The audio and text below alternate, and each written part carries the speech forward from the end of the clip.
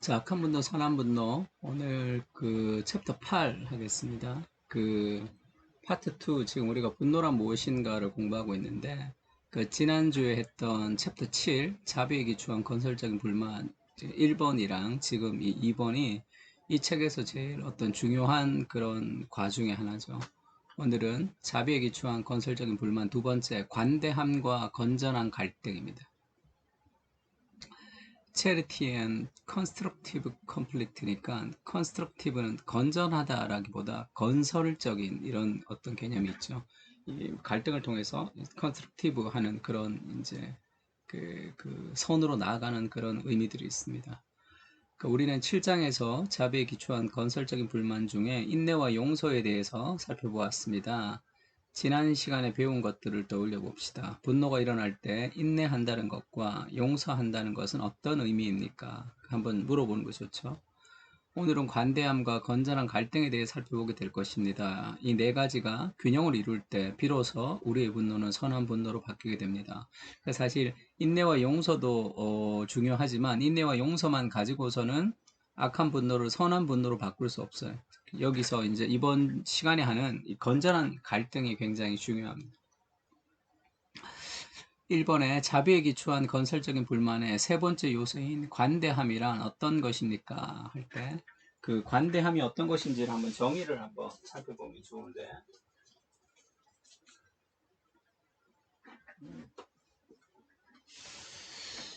그 지금 세 번째 요소인 관대함 할 때 지금 그 용서라고 할 때도 마찬가지예요. 그 인내라고 할 때도 그것을 그냥 참는 게 아니잖아. 그 문제가 아주 장기적이 될 것이라는 것에 대한 그 생각이 그게 이제 인내인데, 하나를 내가 정리해 놓은 게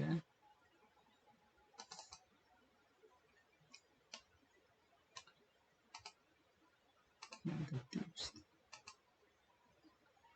그러니까 이제 그 인내라고 할 때도 그 인내가 이제 단순히 오래 참거나 견디는 것이 아니라 이 문제가 오래 걸리더라도 내가 이것을 해결하겠다라는 그런 마음. 그래서 이런 문제는 단번에 해결되지 않는다고 생각하는 것이 이제 인내라면, 두 번째는 용서는 이제 복수하지 아니려는 마음이죠. 복수하지 아니려는 자비로운 불공평이다 이렇게 얘기했습니다. 관대함이라는 것은 모든 것을 용납하는 게 아니죠. 모든 것을 용납하는 게 아니고, 관대함은 여기서는 하나님의 친절함을 담기 이렇게 이제 설명을 했는데, 관대함이라는 것은 모든 걸 다 용납하는 게 아니라 그게 잘못됐다는 것은 알죠. 왜냐하면 건설적인 불만이라는 것은 도덕적인 가치 판단으로 이게 잘못됐다는 걸 아니까. 그러니까 쉽게 얘기하면 그 사람이 잘못됐다는 것도 알고 그 사람이 한 것이 잘못이라는 것도 알고 그 사람이 명확하게 잘못한 사람이라는 사실도 명확하게 알지만 그 사람이 행한 것에 대한 그, 그 모든 것을 덮어주는 게 아니라 그럼에도 불구하고 그 사람에게 친절을 베푸는 거죠. 그게 관대함이죠. 왜냐하면 하나님이 의인과 악인에게 골고루 비를 내려주시잖아. 악인에게도 하나님이 그 공평하게 비를 내려주시기도 하죠. 악인은 비를 내려주지 않고 의인에게만 비를 내려주는 것이 아니라, 그러니까 그가 악하지 않다의 개념을 넘어서서 그가 하나님의 형상으로 우리가 해야 될 일들을 하는 거예요. 그가 나한테 잘못했다고 내가 이제 그에게 말을 하지 않을 거야라는 것은, 그것은 이제 성경적인 가치는 아니죠. 그가 나에게 잘못했지만 내가 해야 될 일들을 내가 이제 행하는 거죠. 그것이 이제 관대함입니다. 관대함. 그러니까 하나님의 친절함을 닮아가기라는 건데, 그러니까 잘못은 명확하지만 어떻게 친절을 베풀 수 있을까? 그것이 이제 그 어려운 요소죠. 어려운 요소. 관대함을 그렇게 정의했고, 두 번째는 원수를 사랑하라는 말과 죄는 미워해도 죄인을 사랑하라는 말이 있습니다. 이 말은 인간이 할 수 없는 것을 도전하라는 말씀처럼 들릴 때가 있습니다. 이 말씀을 우리는 어떻게 실천할 수 있습니까? 그러니까 당신은 그렇게 분노하면서도 동시에 그에게 진심으로 친절할 수 있다. 분노는 잘못된 것을 잘못되었다고 지적하고 심판하고 처벌한다. 반면 은혜와 자비는 잘못된 사람에게 가혹한 처벌이 아닌 친절함을 보이는 것이다. 분노는 이렇게 말한다. 내가 부당한 일을 당했어. 공정에 지려면 이 일을 한 사람을 처벌해야만 해. 그러나 관대함은 앞서 보았던 인내와 용서처럼 불공평해 보인다. 부당하게 대한 사람에게 합당한 처벌을 내리지 않고 친절을 베풀기 때문이다. 어떻게 이렇게 실천할 수 있을까 하면 하나님이 행하시는 것을 바라봐야 된다는 거죠. 그리고 이제 너희가 자기를 사랑하는 사람만 사랑하면 무슨 상이 있겠느냐. 그러면서 155페이지에 보면 그런 네 가지 전제를 지금 데이비드 폴리슨이 얘기하고 있습니다. 155페이지에 그 가운데 보면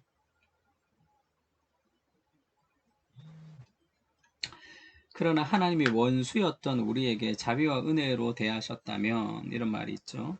또 예수 그리스도께서 우리를 사랑하심으로 이 관대함의 원리를 따라 살아가셨다면 또 이것이 하나님께서 우리의 인생에 계획하신 우리를 거룩하게 하는 삶이라면 그러니까 그 나에게 잘못한 사람에게 친절히 대하는 것 그것을 통해서 하나님 우리를 거룩하게 하는 것이라면 또 성령님이 진실로 우리 안에 계시면서 관대함이라는 열매를 맺기를 원하신다면 그러니까 이게 이제 그 하나님이 우리에게 원하신다는 거지. 그러면 우리가 그 원수를 사랑하라는 것이 이제 수긍이 간다는 거죠. 결국 원수를 사랑하라는 것은 예수님이 우리를 그렇게 사랑하셨기 때문에 그리고 우리가 원수를 사랑해가는 과정이 어렵지만 우리가 관대하는 과정이 어렵지만 그 과정을 통해서 결국 우리가 더 거룩해지기 위한 우리의 그 선을 위해서 라는 것을 기억하면서 우리는 친절을 베풀 수 있는 거죠. 어렵지만 그 과정에서 우리가 성장하고도 예수님을 닮아갈 수 있습니다. 모든 성장은 삶의 갈등, 장애물을 뛰어넘을 때 이제 이루어지는 것이니까. 3번 봅시다. 악에게 지지 말고 선으로 악을 이기라는 말씀의 의미를 어떻게 적용할 수 있는지 자신의 생각을 나눠보십시오. 무엇에게도 악을 악으로 갚지 말고 모든 사람에게 선한 일을 도모하라. 할 수 있게 얻은 모든 사람과 더불어 화평하라. 사랑하는 자들아 너희가 친히 원수를 갚지 말고 하나님의 진노하심에 맡기라. 기록되었을 때 원수 갚는 것은 내게 있으니 내가 갚으리라고 주께 말씀하시니라. 내 원수가 줄이거든 먹이고 목마르거든 마시게 하라. 그리함으로 내가 숯불을 그 머리에 쌓아 놓으리라. 악에게 지지 말고 선으로 악을 이기라. 선으로 악을 이기라 라는 말씀, 악에게 지지 말고 어떻게 적용할 수 있는지 생각을 좀 나눠봅시다. 선으로 악을 이기는 것은 원래 악을 악으로 갚는 것이 이제 인간의 보편적인 삶이죠. 그러니까 선으로 악을 이기려면 먼저 인내해야 되겠죠. 이것을 쉽게 내가 판단하거나 하지 말고 인내하면서 내 삶의 그런 것들을 조금 더 정확하게 이해할 필요가 있습니다. 사건이나 이 반응들을. 그리고 용서하면서 악을 악으로 갚지 않겠다. 내가 악을 악으로 갚지 않겠다. 용서하고 그 다음에 이제 관대함을 통해서 그가 악한 일을 행했지만 내가 그에게 해야 할 일을 행하는 거죠. 그러면서 결국 선으로 악을 이기는 과정은 이 건전한 갈등을 통해서 아주 긴 시간 동안 그 만들어가는 과정입니다. 그러니까 누군가가 폭력을 행사해서 내가 이제 맞았다면 내가 똑같이 폭력을 행사하는 것은 악을 악으로 갚는 것이고 그것을 악을 악으로 갚지 않고 내가 그 사람을 용서할 수도 있지만 그 사람이 습관적인 폭력 행사가 또 있어서는 안 되니까 그것을 또 잘못된 폭행에 대해서는 처벌할 수도 있겠죠. 근데 그 사람을 미워하지 않으면서 그 사람에 대한 어떤 그런 분노나 정죄가 없으면서도 그 사람의 그 죄에 대한 형벌에 대한 법적 절차들을 밟을 수는 있겠죠. 재판을 통해서. 그래서 그 벌에 합당한 그것을 받을 수 있도록 그러면서 결국 이 세상에 선을 더 증진시키는 것이 그것이 그 선으로 악을 이기는 것이죠. 그런 시간이 걸리고 오래 걸리는 과정을 통해서 우리는 선으로 악을 이길 수 있습니다. 그 다음에 문제 4번에는 그러니까 분노, 보복이라는 게 자연스러우니까. 근데 우리가 그 자연스러운 보복을 이제 하지 않고 우리의 삶을 바꿔가는 거죠. 근데 이제 그 인내, 용서, 관대함만 있어가지고는 그 문제가 해결되지는 않죠. 내가 이제 그 사람에게 그 관대함을 보여줄 수도 있고 그 사람의 어떤 상황을 용서할 수도 있지만 근데 정말 이 문제가 해결되려면 건전한 갈등이 필요하죠. 건전한 갈등이란 어떤 것입니까? 하면 이것은 문제를 포기하지 않는 거예요. 포기하지 않고 사랑하는 사람들, 사랑하는 사람을 위해서 내가 포기하지 않는 마음이죠. 건전한 갈등은. 그래서 은혜와 자비는 마냥 친절한 것만은 아니다. 하나님의 은혜와 자비는 모든 것을 다 덮어놓고 수용하는 것이 아니다. 우리를 향한 은혜와 자비를 위해 하나님은 어린 양의 피, 예수 그리스도를 값으로 지불하셨다. 하나님은 그 은혜와 자비로 우리의 죄와 교만에 대한 값을 치르셨다. 하나님은 우리를 그냥 받아주지 않으신다. 그러니까 건전한 갈등이라는 것은 예수 그리스도께서 우리를 회복하기 위해서도 그냥 우리가 죄인이지만 그냥 단순히 용서하고 끝난 게 아니라 우리의 죄를 건지시기 위해서 예수님이 대가를 지불하셨죠. 그래서 건전한 갈등이라는 것은 그 사람에 대한 사랑을 우리가 가지고 있으면서 그 사람을 정죄하거나 미워하지 않으면서도 그 사람의 잘못된 행동이나 그 사람의 악에 대해서 우리가 맞서는 것을 얘기하죠. 그냥 두지 않는 것. 그래서 이 공의와 자비가 같이 이루어지는 과정을 얘기합니다. 하나님도 우리를 그렇게 하시죠. 하나님 우리를 용서하시지만 우리가 막 죄악 가운데 있을 때 그냥 가만히 놔두지 않잖아요. 그러면 때리기도 하고 우리에게 어려움을 주기도 하고 그것을 통해서 우리가 넘어져서 그걸 깨닫기도 하고 하는 그런 과정들을 하나님 우리를 만들어 가시죠. 우리가 우리 자녀를 사랑하지만 자녀가 나쁜 길로 갈 때 우리가 가만히 있지 않잖아. 그를 반드시 거기서 돌아오게 하고 그를 고치려고 노력한단 말이에요. 그래서 그것은 건전한 갈등들이 이루어지는 거죠. 애들도 자기 마음대로 하고 싶어 할 때가 있단 말이에요. 그래서 부모가 애들을 사랑하지만 어떨 때는 맞서줘야 될 때가 있죠. 그래야지만 아이들이 더 건강해지는 삶을 살아갈 수 있습니다. 너무 더워가지고 내가 선풍기를 좀 틀었는데 이 선풍기 소리가 조금 들어갈 것 같은데 선풍기 소리가 이렇게 좀 들어가면 소리가 안 들릴 것 같아서 밑에 놔뒀는데 날씨가 너무 더워가지고 지금 밑에 놔둘 수가 없어서 좀 올려놨어요. 좀 크게 얘기하겠습니다. 대신에 그래서 이 건전한 갈등이라는 것은 포기하지 않고 사랑으로 진리를 말하는 거예요. 맞서는 거예요. 근데 그것을 어떻게 맞서야 되냐면 내가 그 사람을 그 사람의 잘못된 행동을 내가 이제 건전하게 갈등을 통해서 우리가 좀 바꿔줘야 되는데 뭐가 문제냐면 그런 동기는 맞지만 방법이 잘못될 때가 있어요. 그래서 우리가 문제가 많은 거예요. 그래서 페이지 167에 목록 1과 2가 나와 있어요. 목록 1과 2를 보면 책망하다, 견책하다, 권고하다라는 목록 1은 건강한 이 건전한 갈등을 일으키는 것이고 목록 2 공격하다, 질책하다, 비난하다 이것은 건전한 갈등을 일으키는 것이 아니라 잘못된 갈등을 일으키는 요소입니다. 우리가 그 사람들을 사랑으로 우리가 그 사람들에게 건전한 갈등을 일으킬 때 리뷰하고 그 다음에 컴프런트하고 직면하고 우리가 그 다음에 리북 우리 책망하다 이렇게 번역했는데 그 다음에 우리가 직언을 하고 정당하게 분노하고 이래야 되는데 attacked 할 때가 있죠. 공격할 때가 있죠. 공격. accuse 비난할 때가 있죠. condemn 정죄할 때가 있단 말이에요.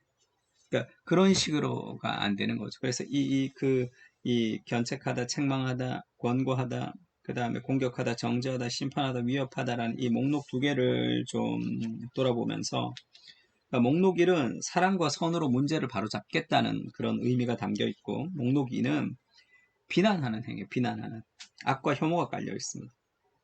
이 둘을 구분하지 못하고 잘못되면 아무리 동기가 선해도 좋은 결과가 나오기가 쉽지 않아요. 그러니까 나는 정말로 좋은 동기로 했는데 그 사람이 오해했다 그러지 말고 내가 좋은 선한 동기로 건전한 갈등을 일으키려고 하지만 그 방식이 내가 그 비난과 그 혐오가 깔려있는 무시가 깔려있는 그런 방식이면 그것은 다 잘못됐습니다. 그래서 우리가 그 사람이 예수님의 형상을 담도록 그 사람을 성장시키기 위해서 목록 1에 대해서 얘기할 필요가 있어요. 근데 그런 갈등을 일으키지 않고 그냥 어느 정도 선을 가지고 살아가는 사람들이 훨씬 더 많습니다. 그 사람을 고치고 싶지가 않은 거야. 사람은 안 고쳐지니까. 그래서 어느 정도 선을 그어서 내가 이제 침범하지 않으면서 살아가는 경향들이 있습니다. 그러나 가정에서도 마찬가지고 목록 1을 통해서 건전한 갈등들을 통해서 우리가 조금씩 더 성장해야 될 필요들도 있어요. 그러니까 본능과는 반대되는 일이죠. 건전한 갈등 굉장히 중요합니다. 또 이 건전한 갈등이 왜 중요하냐면 우리가 악한 분노가 있잖아. 악한 분노를 선한 분노로 바꾸려면 그 건전한 갈등을 통해서 지금 있는 그런 어떤 불만들을 방향을 잡아서 에너지를 써야지 그것이 선한 방향으로 가서 잡히는 거죠. 뭐 부동산 투기가 심해서 부동산 때문에 너무 살기가 힘들다는 그런 삶의 불만이 있을 때 그것을 뭐 용서하고 인내하고 관대함으로만 해결되는 게 아니라 그 부동산에 대한 그런 마음이 있다면 그렇게 되지 않는 부동산에 대해서 무언가 좀 건강한 삶의 방식으로 내가 건강한 갈등을 일으키고 어디에 참여하고 어디에 일하고 뭐 희년 운동을 하든지 뭘 하든지 그렇게 내가 행하면서 그렇게 나갈 때 우리의 삶의 방향이 지금보다 조금 더 부동산 정책이 조금 더 좋은 방향으로 바뀔 수 있는 그 일에 내가 동참하면서 그런 악한 에너지가 선한 에너지로 바뀌는 그런 경향들이 있습니다. 그래서 건강한 갈등은 굉장히 중요해요. 마찬가지에 목사님들 만나보면 개척교회 목사님들 만나보면 여러 가지 한국 교회를 욕하는 사람 많아요. 그리고 한국 교회 목사님들에 대해서 비난하는 사람도 많고. 그러나 그 에너지를 그렇게 자꾸 쓰는 것은 큰 의미가 없어요. 그러면 내가 지금 무엇을 행함으로 이 큰 한국 교회 안에서 어떤 역할을 통해서 조금이라도 덜 부패할 수 있도록 내가 있는 삶의 자리에서 우리가 맡은 교회에서 그렇게 할 수 있도록 에너지를 자꾸 써야지 부정적이 되지 않을 수가 있단 말이에요. 그 일들을 좀 행하는 거죠. 건강하게 그렇게 삶의 회사도 마찬가지 욕만 하지 말고 그러면 그 회사에서 무언가가 더 건전해질 수 있도록 지금보다 조금 더 좋아질 수 있도록 내가 지금 뭘 해야 될까를 좀 생각해서 건강한 갈등들을 좀 불러일으키는 것도 우리의 삶의 에너지가 악한 분노에서 선한 분노로 나가는 그런 지름길이 됩니다. 그 다음에 6번 봅시다. 대부분의 사람들은 분노의 상황에서 세 가지를 선택하죠. 난 싫어 이렇게 생각하거나 상관없어 괜찮아 아무거나 해. 그 다음에 좋아 이 세 가지 선택하죠. 근데 저자가 이제 한 가지를 더 얘기하는데 난 싫어. 근데 그 문제는 나에게 중요해서 이번에는 사랑으로 문제를 잡겠어 이렇게 선택하라는 거지. 이런 선택은 잘 없죠. 사람과의 관계에 있어도 그 사람 싫어 안 만나. 그 사람 뭐 좋지도 않고 싫지도 않아. 만나도 상관없고 안 만나도 상관없어. 그 사람 너무 좋아. 계속 만날래. 그런 거 말이죠. 그 사람이 싫지만 내가 그 사람 계속 만날래. 이런 게 있어야 된단 말이야. 은혜 가운데. 그 사람 다른 사람이 다 싫어하는 사람이지만 나는 그 사랑으로 이 문제를 좀 바로잡겠어. 그런 선택이 필요하다는 거죠. 내 삶에서나 다른 사람의 삶에서 네 번째 방식으로 일한 경험들이 있으면 함께 나눠봅시다.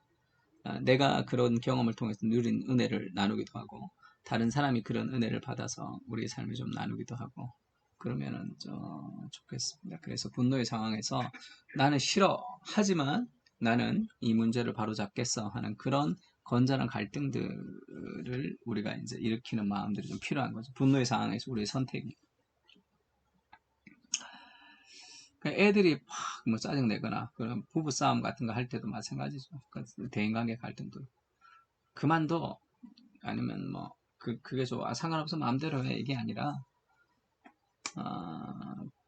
나는 그렇게 하고 싶지 않지만 그것이 서로에게 도움이 되기 때문에 그렇게 할 수 있는 것도 좀 필요합니다. 그 모든 사람에게 착한 사람이 되고 싶어하는 사람은 그렇게 이런 일들을 할 수 없어요. 그래서 이제 그 리더십의 자리에 오르면서 굉장히 착한 사람들이 리더십의 자리에 오르면 잘 안 되는 것은 결과를 만들어내지 못할 때가 있죠. 이런 불편함을 이렇게 부딪히지 않게 하기 위해서 7번에 자비에 기초한 건설적인 불만이 네 번째 요소, 인내, 용서, 관대함 네 번째 요소인데 인내, 용서, 관대함, 건전한 갈등들을 종합해서 내 삶에 어떻게 적용할 수 있을지를 함께 나누어 봅시다. 그 자비에 기초한 건설적인 네 가지 요소는 일단 바로바로 반응하지 않고 인내하면서 문제를 분석하고 그 사람을 악을 악으로 갚지 않겠다고 내가 판단하고 관대함으로 그나마 조금 더 나아가서 그 사람 악한 행동을 했지만 내가 선하게 하나님의 뜻 가운데 그렇게 관대함으로 관계를 만들어 갈 수 있고 그러면서 건전한 갈등을 통해서 어떻게 삶에서 적용해야 될지를 좀 보여주고 알려주고 그렇게 이제 할 수도 있겠죠. 그래서 이 네 가지 요소들은 굉장히 중요한 요소입니다. 근데 얘가 뭐 그렇게 좋은 것 같지는 않아. 링컨의 예, 그 다음에 처칠의 예, 이런 거는 조금 뭐라 그럴까 좀 이 보수 기독교의 정치 색깔을 좀 띠기도 합니다.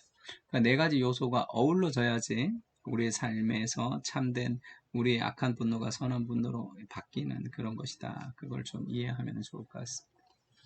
수고하고 무거운 짐진 자들아 다 내게로 오라. 내가 너희를 쉬게 하리라. 나는 마음이 온유하고 겸손하니 나의 멍에를 메고 내게 배우라. 그리하면 너희 마음에 쉼을 얻을 것이다.